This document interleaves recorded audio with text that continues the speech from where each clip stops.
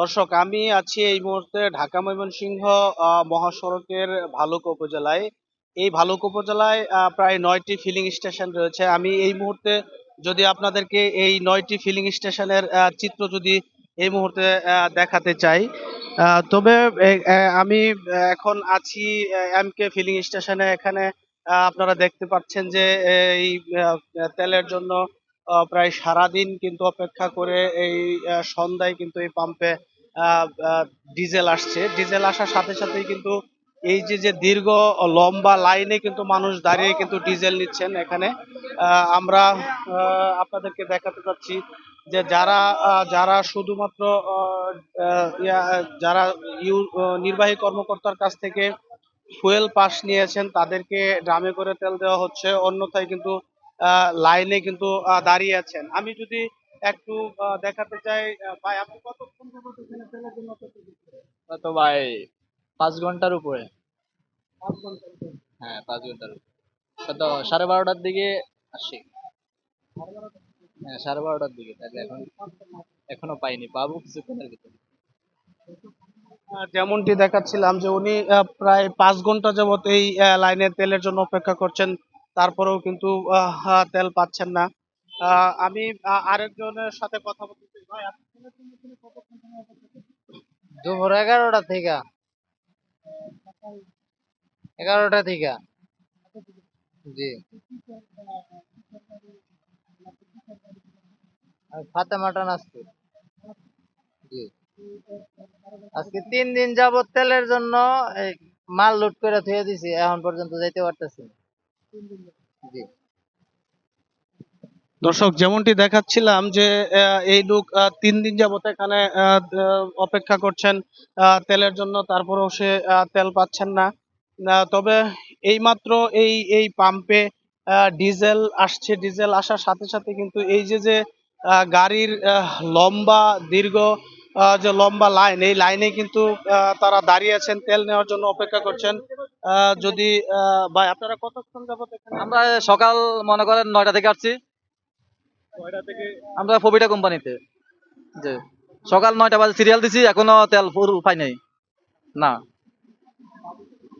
না, আমরা তো লাইনে রাখছি গাড়ি। আমাদের হলো আশা হলো যে পাবো, সবাই সিরিয়ালে আশায় আছে আর কি। হ্যাঁ, হ্যাঁ। দর্শক, আমি যেমনটি আপনাদেরকে দেখাচ্ছিলাম যে উনি 9টা থেকে এই তেলের জন্য কিন্তু এই ঢাকা ময়মনসিংহ মহাসড়কে এমকে ফিলিং স্টেশনে অপেক্ষা করছেন, তারপরেও কিন্তু সে তৈল পাচ্ছেন না।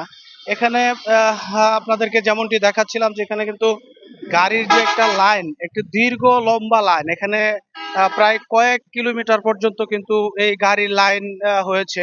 এখানে তারা সকলেই ডিজেলের জন্য অপেক্ষা করছেন। আমরা এই আহ, যে ফিলিং স্টেশনের কর্তৃপক্ষ আছে তাদের সাথে কথা বলেছি। তিনি আমাদেরকে যেমনটি জানিয়েছেন যে তিনি বলছেন যে আমরা প্রতি সপ্তাহে কিন্তু প্রতিদিনই কিন্তু আমরা তেল সরবরাহ করতাম, কিন্তু এখন আমাদেরকে ডিপু থেকে 3 দিন তেল দেওয়া হচ্ছে, যার কারণে কিন্তু এই এই সমস্যাটার সৃষ্টি হয়েছে। এখানে কিন্তু দর্শক, যেমনটি দেখাচ্ছিলাম যে ঢাকা ময়মনসিংহ মহাসড়কে কিন্তু দীর্ঘ লাইন, এখানে লাইন কয়েক কিলোমিটার পর্যন্ত কিন্তু লাইন আছে। এখানে চালকদের সাথে কথা বলছি, তারা আমাদেরকে যেমনটি জানিয়েছেন যে তারা সকাল থেকেই কিন্তু লাইনে দাঁড়িয়ে আছেন তেল নেওয়ার জন্য। তারা কিন্তু এখন পর্যন্ত লাইনে আছেন, তৈল নিতে এখনো পারেন নাই। আর মেল কর্তৃপক্ষ, ফিলিং স্টেশনের কর্তৃপক্ষ বলছে যে তাদের তৈল সন্ধ্যায় কিন্তু তাদের ডিপো থেকে তাদের এই ফিলিং স্টেশনে তেল আসছে। তেল আসার সাথে সাথেই কিন্তু তারা এই গাড়ির মধ্যে কিন্তু তেল দেওয়া শুরু করছে। আমি একজন চালকের সাথে কথা আমরা আছি প্রায় সকাল 10টা থেকে এখানে অপেক্ষা করতেছি। সকাল 10টা থেকে আমার গাড়ি হচ্ছে ফাতেমা ট্রান্সপোর্টের গাড়ি, আগে যে চালে আর কি, ফাতেমা ট্রান্সপোর্ট। হ্যাঁ, 10টা থেকে অপেক্ষা। দর্শক, যেমনটি দেখাচ্ছিলাম যে এখানে কিন্তু গাড়ির যে লাইন সেটা কিন্তু দীর্ঘ লাইন, কয়েক কিলোমিটার পর্যন্ত কিন্তু লাইন হয়েছে। এখানে অনেকেই বলছেন যে আমরা দীর্ঘ সময় কিন্তু লাইনে দাঁড়িয়ে থাকি, লাইনে দাঁড়িয়ে থাকার পর দেখা যায় যে যখন একটি একটি গাড়িতে যখন ডিজেল দেওয়া হয়, এই ডিজেল দিতে দিতে কিন্তু লাস্ট পর্যায়ে অর্ধেক পর্যন্ত এসেই কিন্তু আবার ফিলিং স্টেশনের ডিজেল গুলো শেষ হয়ে যায়, যার কারণে অনেকে কিন্তু চরম বিড়ম্বনায় পড়ে। তারা কিন্তু দীর্ঘ সময় যে অপেক্ষা করছে তারা তেলের জন্য, সেই তেল কিন্তু তারা পায় না। আমি আরেকজন চালকের সাথে কথা বলতে চাই। এই 12টা 12:30 থেকে কোথা থেকে আসছেন? এই বগার বাজার চলে ইয়ে থেকে ভিতরে ওইদিকে হেসারিতে যাব, কোভিডের গাড়ি। 12টা থেকে তাহলে কোনটা থেকে? হ্যাঁ, গত বুধবারে এই 10:30 থেকে রাতের 2টা পর্যন্ত থাকি, তেল পাই নাই। এই সমস্যাটা কি আপনাদের প্রতিদিন এইটা প্রতিদিন হইতেছে। সরকারের কাছে দাবি কি? সরকারের কাছে দাবি কোনো কিছু নাই। সরকারের কাছে দাবি হইলো ভালো করে যাতে তেল পাম্পে থাকে। সরকারের কাছে একটাই। দাবি আমাদের একটাই, প্রতিটা পাম্পে যাতে তেল ভরপুর থাকে, প্রতিটা পাম্পে, সারা বাংলাদেশে যতগুলো পাম্প আছে সব পাম্পে যাতে তেল ভরপুর থাকে।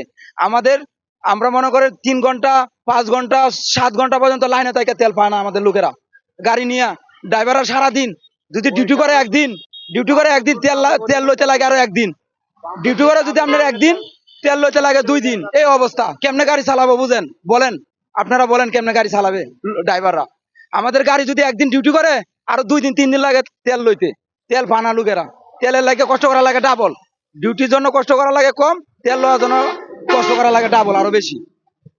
দর্শক, যেমনটি আপনাদেরকে দেখাচ্ছিলাম যে এখানে ড্রাইভারদের অভিযোগ হচ্ছে যে তেলের জন্য যে দীর্ঘ সময় তারা দাঁড়িয়ে থাকে, সেই দাঁড়িয়ে থেকেও কিন্তু তারা তাদের পর্যাপ্ত তেলের যে চাহিদা সেটা পাচ্ছে না। আর তারা ঘন্টার পর ঘন্টা অপেক্ষা করে তারা কিন্তু এই মহাসড়কে দাঁড়িয়ে থাকে। তারা কিন্তু আমাদেরকে যেমনটি জানিয়েছেন যে তারা চরম বিড়ম্বনায় পড়েছেন এই তেল নেওয়ার জন্য। কিন্তু এখানে তারা সরকারের কাছে দাবি করেছেন যেন সরকার অতি দ্রুত সময়ের মাঝে যেন এই তেলের যে সংকট আছে সেটা যেন সমাধান করেন। তবে এখানে তারা আরেকটি অভিযোগ করেছেন যে বিভিন্ন কলকারখানার মধ্যে যে জেনারেটর গুলো চালু হয়, সেই জেনারেটর গুলোর জন্য কিন্তু ড্রাম দিয়ে কিন্তু তেল পাম্প থেকে নিয়ে নেওয়া হয়। তারা বলছে যে ওই ড্রাম গুলোতে তেল দেওয়ার পর কিন্তু তারা আর গাড়িতে কিন্তু তেল পাচ্ছে না, যার কারণে তারা কিন্তু দীর্ঘ সময় অপেক্ষা করেও কিন্তু পাম্প গুলোতে তারা কিন্তু দীর্ঘ সময় অপেক্ষা করে পাম্প গুলোতে তাদের অবস্থান নিয়েও কিন্তু তারা তেল পাচ্ছে না। তবে তাদের সকলের দাবি হচ্ছে যেন সরকার অতি দ্রুত সময়ের মধ্যে এই তেল সংকটের সমাধান করবেন, এমনটাই প্রত্যাশা করছেন। এই ছিল আমার কাছে সর্বশেষ ময়মনসিংহের ভালুকা থেকে ফিলিং স্টেশনগুলোর সর্বশেষ অবস্থা। ময়মনসিংহের ভালুকা থেকে আনোয়ার হোসেন, এটিএন বাংলা।